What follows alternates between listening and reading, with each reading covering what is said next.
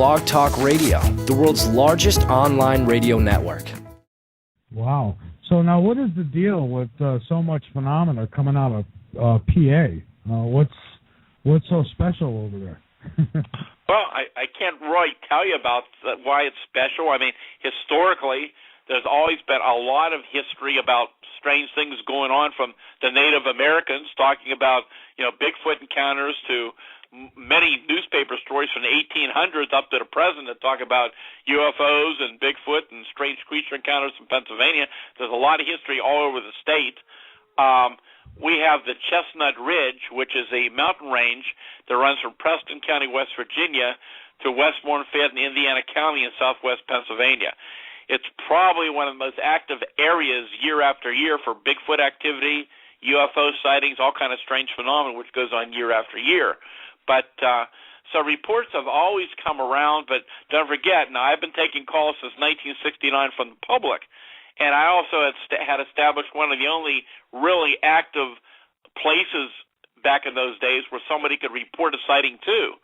So, and since that time, I've been actively taking calls from the public. So we are one of the few places in the country where if somebody saw something, they at least had a place to report it to, and somebody would investigate the case. But and again, the reports are just ongoing around here. And I think that's one of the big problems is, the average person doesn't know who to call when they see something strange like that.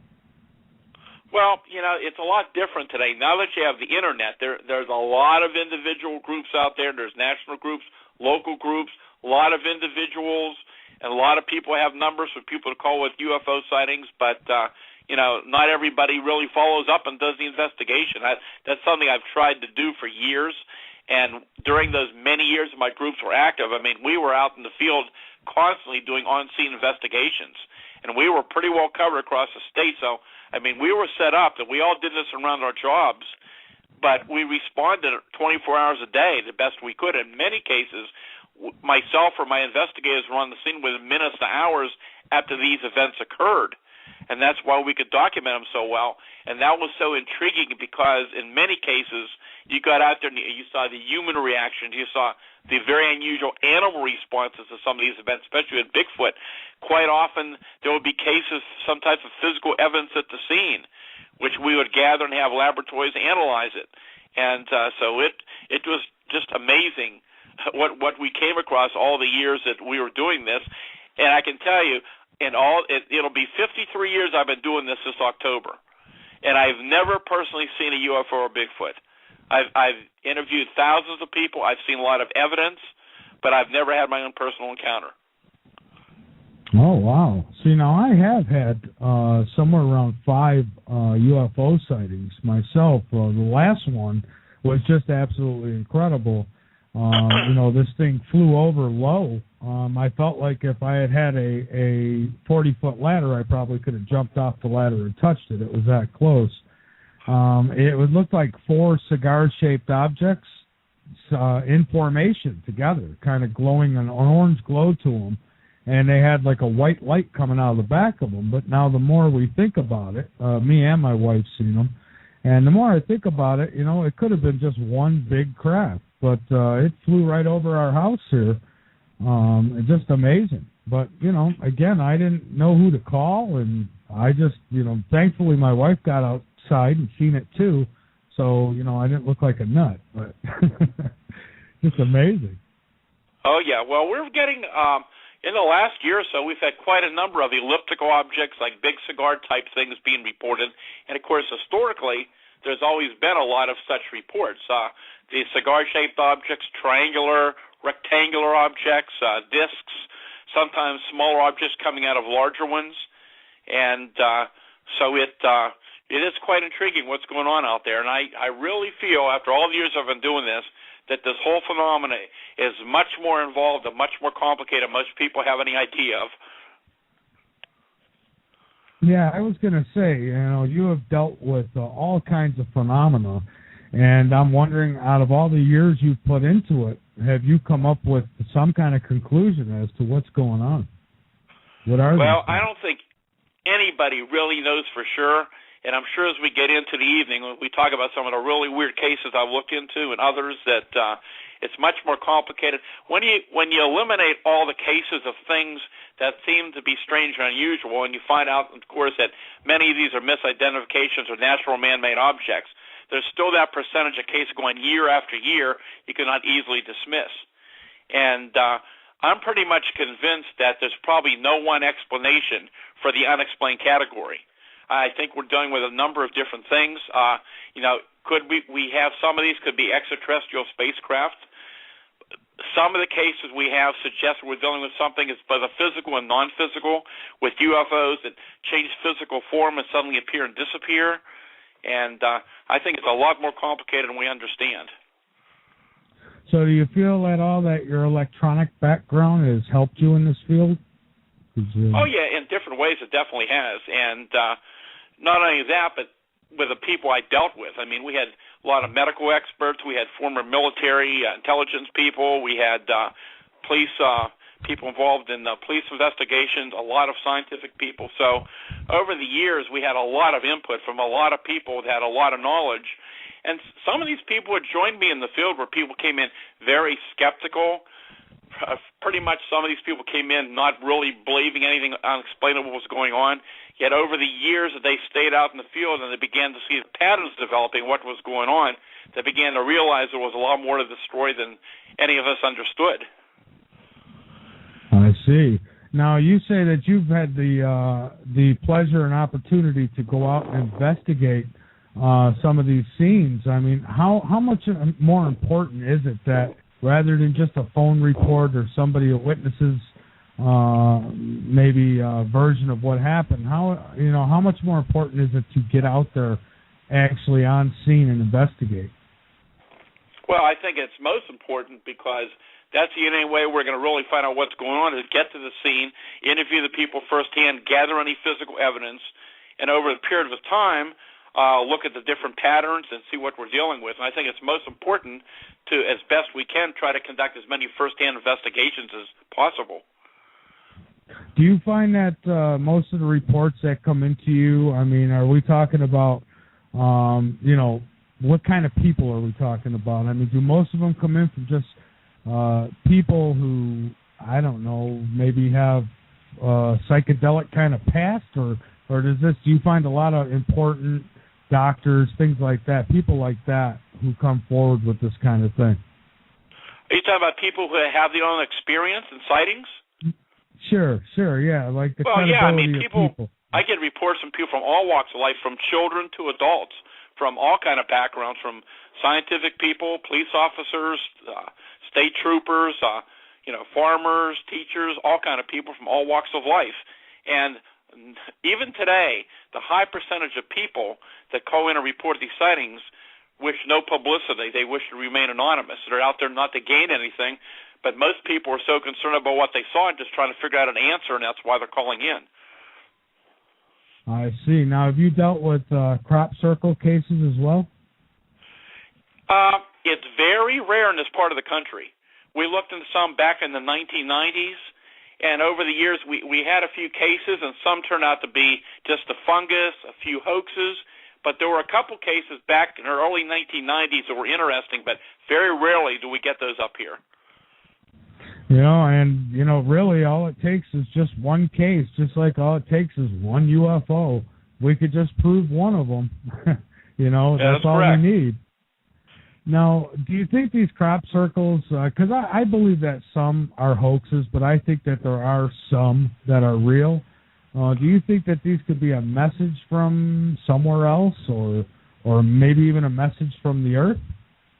Well, there's a lot of theories out there, and as something I really not specialize in that much. I mean, the couple cases that I recall from many years ago around here were on people's private property. There was no access into it. For somebody to perform a hoax on this property, you wouldn't have been able to see it anyhow. And I remember the one case, our investigators were just arriving on the scene, and the farmer was already plowing the area over because he didn't want all kind of people coming all over his property, and there was no indications they were hoaxed whatsoever. But it's interesting. I do think that some things are man-made without any doubt, but some of them appear to be very credible and very, very intriguing, and from so many parts of the world. But unfortunately, I haven't had the opportunity to really look at too many cases in this part of the country. Okay, and now, if you would, give us some examples of some of the I guess, most credible cases that you've worked on. Oh boy, there's been. Well, we could talk about the Kecksburg case, and that's an interesting case. But in a lot of the UFO cases, very intriguing reports. Let me just tell you about probably just some of the things that have happened very recently, and we can go from there and then just go back into history. But a lot of reports, and it's not just UFO sightings. We're getting a lot of very interesting, all kind of very strange creature reports, even other than Bigfoot sightings, and a lot of incidents going on. But here was the case this past April up in Forest County, upper part of Pennsylvania, and this occurred several miles outside of Tioneston around dusk, and the witness was out looking for some of her pets, her cats, when she noticed about 50 feet north of the center of the driveway, suddenly the berm of the road started to glow in a circular shape, and she observed a circle of white light that was about 2 feet in circumference. And as she watched, this glowing air became brighter and began to rise off the ground to a height of about 6 feet. The object then formed into a dome shape with what was described as strands of smoke that were swirling inside the lighted circle and appeared to look something like a jellyfish. And the object began to slowly move off towards a nearby field, at which time it began to fade away until it could no longer be seen. About 5 minutes later, a second similar glowing circle object about 30 feet away from where the first one was observed. And that object looked the same as the first one and followed the same pattern over into the field. It got brighter, rose off the ground, and moved towards the field and vanished. And this was followed by a third similar object doing the same actions. The third luminous circle of light appeared in the middle of the road about 60 feet from the second observation point. And the total time of the three anomalies was about 15 minutes total. No sound was heard. The one witness commented that the one cat ran from the field and wanted to be put inside the house, which was very unusual for that animal. And afterwards, the witness and her husband went to the locations where the objects were seen, but nothing unusual was found on the ground. And another really intriguing case, and I'll tell you a lot about some of these other reports of something similar, because I worked on many of these cases over the years, but this just happened July 30th up in Columbia County, and this was broad daylight in the afternoon of July 30th, and this was on a major highway. This man was driving down east on Interstate 80 outside of Bloomsburg, Pennsylvania. It was a nice, clear day. Humidity was low. He had his windows down, and he was moving at a pretty good rate of speed. And as he's driving down the road, he said all of a sudden he had this really uneasy feeling as if something was wrong with his vehicle or that some type of accident was about to occur. And he's tuning on his radio. He's hitting the auto-seek button, just trying to get a radio station. And a short time later, as he's driving down the road, his passenger side window was open as well. And suddenly, a white, translucent, solid, round object about the diameter of a softball appeared outside of the passenger side window. But the object was not luminous. And as he watched this sphere, that he said may have been a little more oval than spherical in shape, paced the vehicle as it was moving down the road, and then it floated into the vehicle through the open window. And as he watched, the object dropped down to the floorboard. It moved around towards the driver along the floor, and he said he could see through the sphere, and that the surface appeared to be crisscrossed and divided by a line about 1/4 inches wide. And he said it looked similar to a vein that was darker than the object, somewhat of a gray color. And as he watched, he became more concerned, and he said this thing began to move very slowly along the floor, and it proceeded up the hump in the middle of the floorboard, continued to move towards the driver's feet. When it reached his right foot, it suddenly stopped, reversed direction till it became centered on the hump. Then the object left the truck by passing through the seat, the back of the cab, and out the bed of the moving vehicle. He said the entire event lasted about 30 to 45 seconds, and he said that this thing just moved very nonchalant, seemed as though it came in to look around and didn't care that anybody was seeing it, and he said that odd feeling he had went away as soon as the object left the vehicle. And very interesting report. That is interesting. That's amazing. And, I know that there's people out there who think, oh, this can't be, because they haven't had those experiences. And I envy you for, not being one of those people just because you haven't seen it. You don't believe it. For me, I'm glad I had the experiences I've had, because it's really opened me up to all this. I know it's real. And that just goes with everything from UFOs to ghosts. Now, Bigfoot, that's another story. I'm not so sure there, but we'll talk about that in a few minutes. We have to take a break here, Stan, so let's do that. And when we come back, I'd like to discuss about, I guess it was between 73 and 74, was it, that you had huge reporting? I'd like to hear a little bit about that. Okay, we'll talk about that when we come back. My guest is Stan Gordon, and we have him linked up over on LateNightInTheMidlands.com. So go on over, click on his link. Everything you need to know is right there once you click that link. I'm Michael Vera. This is Late Night in the Midlands on the LNM Radio Network. The call-in number is 347-989-1012. I'm Michael Vera. My guest, Stan Gordon. And we're talking about UFOs and mysterious creatures. And so it should get interesting, and we'll take your calls.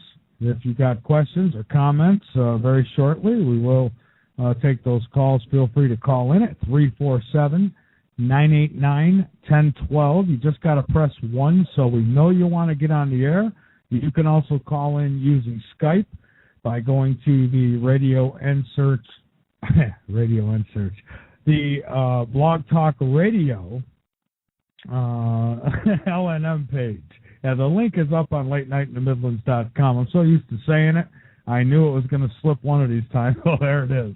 But, it's the LNM Radio Network on Blog Talk Radio. And, the link is up on LateNightInTheMidlands.com. So the best way to do it is just jot down over on LateNightInTheMidlands.com to the chat room if you need further directions. And Autumn or Anthony or Thomas or one of the great people in our chat will direct you on how to do that. But, it's funner to listen on LateNightInTheMidlands.com and join everybody in the chat, because we have intelligent conversations where people are allowed to express their opinions, good or bad, whether they agree or disagree. We don't attack for that. Not us, not me.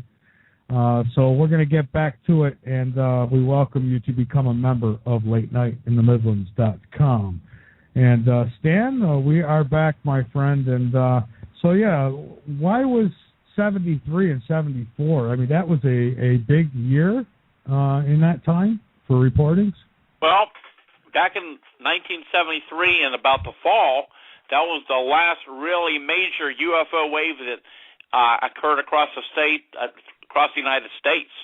It was a major time for UFO activity, and it was making all the headlines, the newspapers, the evening news for weeks and weeks across the country at that time. But back here in Pennsylvania, it actually started the first day of the year in 1973, and it continued to the last day of the year. We had hundreds of UFO sightings being reported pretty much on a continuous basis, which is the focus in the Pennsylvania UFO Bigfoot casebook. And there was just a tremendous amount of UFO activity going on, and many of these reports weren't lights in the sky, but many of these were low-level sightings, objects chasing cars, objects hovering low over vehicles and low over the highways, UFO landings, just all kind of really interesting cases we investigated. And the UFO sightings, the phenomena alone was just really intriguing what was going on, but it got much more exciting as we got into the summer of that year, because at that time we had the biggest outbreak of Bigfoot sightings in history that occurred throughout western Pennsylvania. It started with a phone call that I received, only actually not far from where I live, several miles away outside of Greensburg in a rural area, and I got a call from a person who was a relative of the person who had this incident occur. And they told me that this fellow had been taken to the hospital. He had just gotten out. The hospital was back home the day I got the call, and they told me that something very unusual had happened to him and that I really should go out and talk to this guy. So what I found out was, now I got the call on August the 7th of 73. This happened on July 31st, and but it happened was it was a warm evening out in the rural area, and this fellow was shaving, as he always did in the evening, because he always got up really early in the morning to go to work. So he was shaving and began to smell this odd odor, and he said it smelled something like rotten cucumber. And he turned around and, for whatever reason, looked at the bathroom window, and here's these two large glowing red eyes staring at him. But the window's over 8 feet off the ground. And he ran into the other room, started yelling for some of the other family members, and they ran in the room, and they could smell the odor, but whatever was in the window had now left the area. And they thought it was unusual because they did have some dogs outside, and the dogs weren't barking, and they generally bark at anybody. Well, anyhow, the guy had some health problems. He was taken to the hospital the next day, and he went to the hospital, and I went out to interview him that day on August the 7th. So I went out to interview him and was looking around his house and talking to other people there, and I had found out that a number of the local boys had several weeks before were taking a shortcut over to the local mall, which was there back at that time, and there was a lot of woods and brush around there. And as they're taking their walk over, they hear some noise in the brush, and they thought it was a deer. So they started throwing some rocks in to scare the deer out. And to their surprise, instead of a deer coming out, here's this very large, hairy, hair-covered creature with long arms walking upright with a long stride across the road and up the field, out through the field, and up the hill behind this home. So I asked permission to go up and look around that property, and several of the kids said, "Couldn't we go with you?" And I said, "Yeah, come on."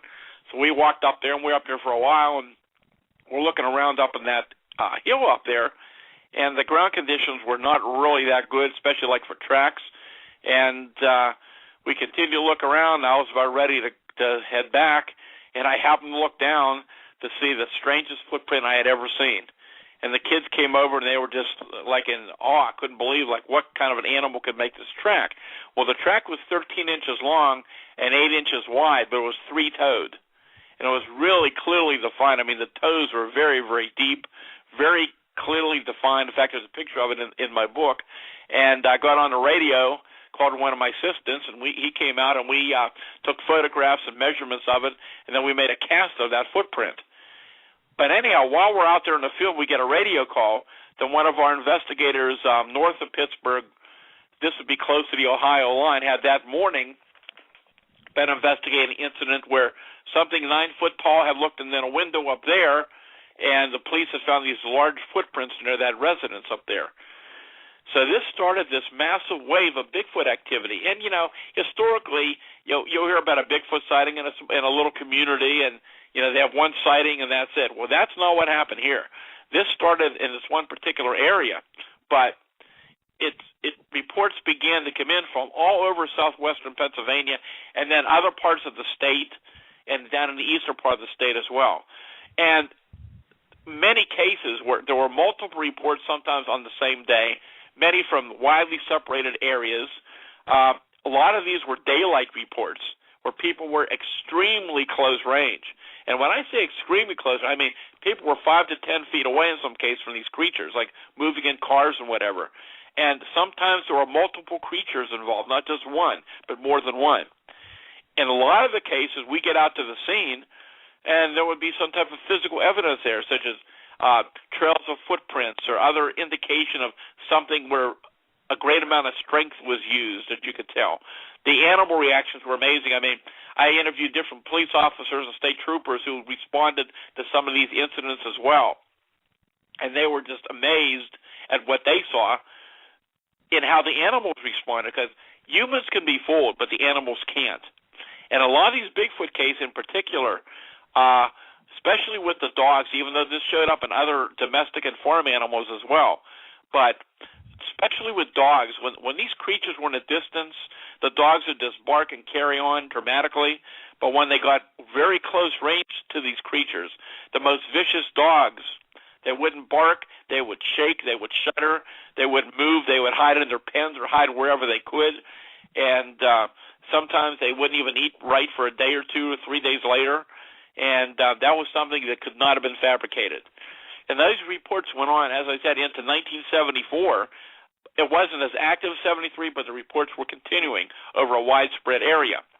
And, I started looking to Bigfoot activity back in the late 1960s. I remember when I was in high school, and the kids all knew I was already interested in these subjects, and people would begin to come to me with reports.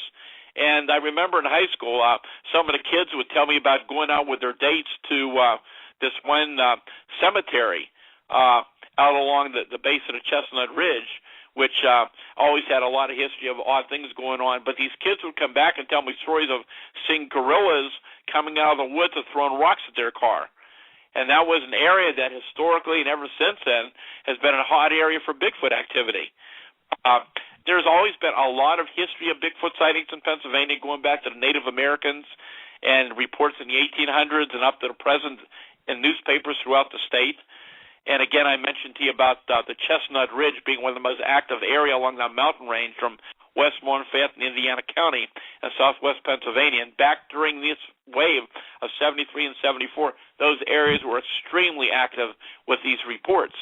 But the point is, when I got involved initially with the Bigfoot reports, I was open-minded to the possibility that if these are authentic and these are real reports, and these seem to be, I talked to a lot of really credible people who had seen these things, that we appear to be dealing with some type of unknown primate. Well, that's what I had always considered, and I still keep an open mind because I don't have the answer to what's going on. However, as this wave is beginning to intensify in 73 and the 74, and the reports are continuing to come in, some very, very odd things began to come to our attention.